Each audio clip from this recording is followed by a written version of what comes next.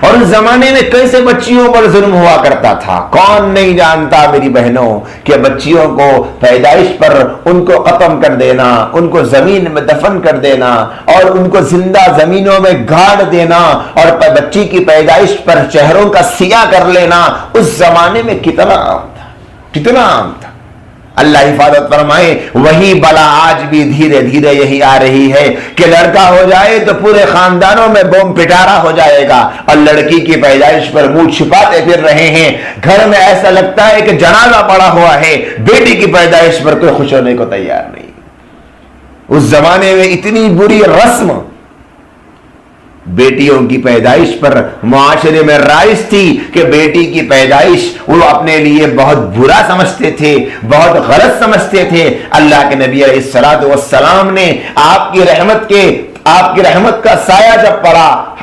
بیٹیوں کے اوپر تو وہ مقام عطا کیا کہ آپ علیہ السلام نے فرمایا جو 3 بیٹیاں کسی کے پاس ہو اور وہ اپنی بیٹیوں کو اچھی تعلیم دے, اچھی تربیت کرے, نکاح کی عمر تک پہنچا دے اور پھر عزت اور حفاظت کے ساتھ ان کو جوان ہونے تک پہنچا کر ان کا نکاح کر دے, آپ نے فرمایا میں اور وہ جنت میں اس طرح اکٹھا رہیں گے جیسے 2 انگلیاں, شہادت کی انگلی اور اس کے بازو والی جو انگلی, یہ 2 انگلیوں کو ملا کر اشارہ کر کے فرمایا جیسے یہ 2 انگلیاں ملی ہوئی ہے, میں اور وہ کل قیامت میں اس طرح ایک ساتھ جنت میں اکٹھا رہیں گے.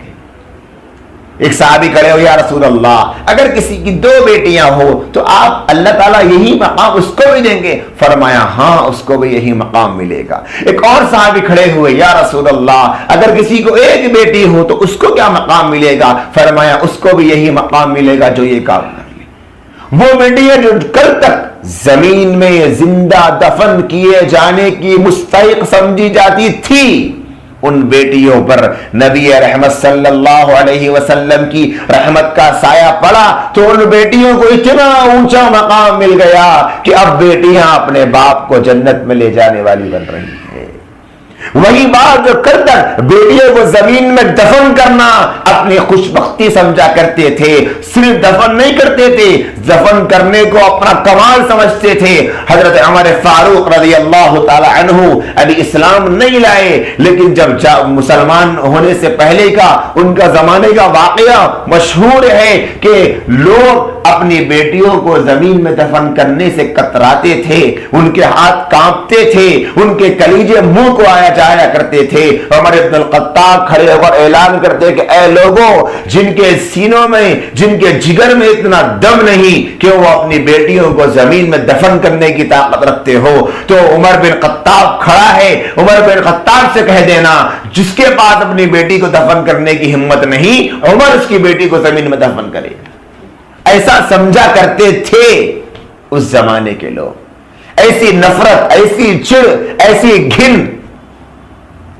بچیوں سے اور بیٹیوں سے اس زمانے کے مردوں کو تھی. لیکن آپ علیہ الصلوۃ والسلام نے کیسا مقام عطا فرمایا. آپ کی رحمت کا سایہ جو پڑا بیٹیوں پر تو وہی باپ اب بیٹیوں کی تربیت میں لگ گئے, وہی باپ اپنی بیٹیوں کو فکر میں لگ گئے, وہی باپ اپنی بیٹیوں کو سنبھالنے میں لگ گئے, وہی باپ اپنی بیٹیوں کو سدھارنے میں لگ گئے, وہی باپ اپنی بیٹیوں کو نکھارنے میں لگ گئے. کیوں؟ اس لیے کہ یہ میری جنت میں جانے کا سامان بنے گی. کیسا اللہ کے نبی کی رحمت پڑی بیٹیوں پر, آپ کی رحمت ماؤں پر, آپ کی رحمت بیٹیوں پر, کیسی رحمت پڑی.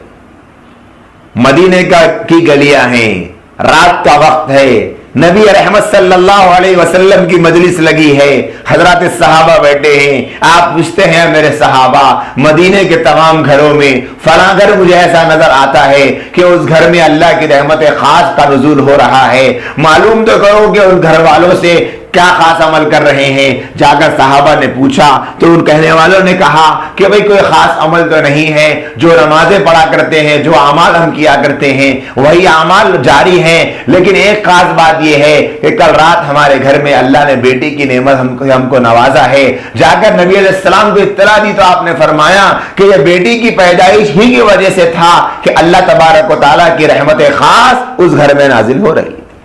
تو آپ نے وہ باپوں کو، ان باپوں کو جو بیٹیوں کی پیدائش پر چہروں کو چڑا کر، چہروں کو سیاہ کر کے اپنے آپ کو بدبخت سمجھا کرتے تھے، ان باپوں کے ذہنوں میں اپنی رحمت کی